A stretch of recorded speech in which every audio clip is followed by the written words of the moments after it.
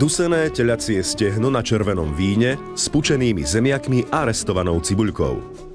Na prípravu 4 porcií potrebujeme 800 g telacieho stehna, pol litra vína Vitis Galeria Frankovka modrá, 200 g cibule, 200 g koreňovej zeleniny, soľ, nové a čierne celé korenie, bobkový list, rozmarín, tymián a 20 g cesnaku.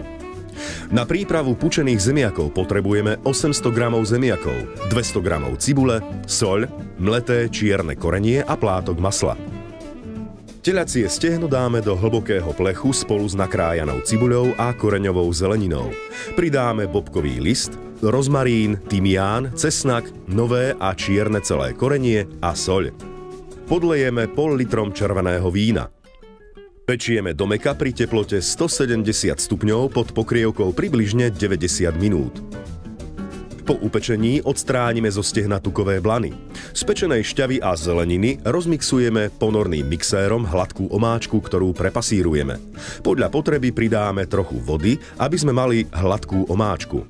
Dochutíme soľou, korením a zjemníme plátkom masla.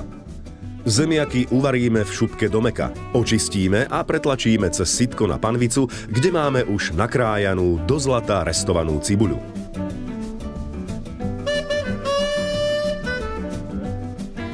Dochutíme soľou, korením a prehrievame, až sa nám suroviny spoja do hustej kaše. K receptu doporučujeme podávať víno Vitis Galeria Frankovka modrá. Dobrú chuť!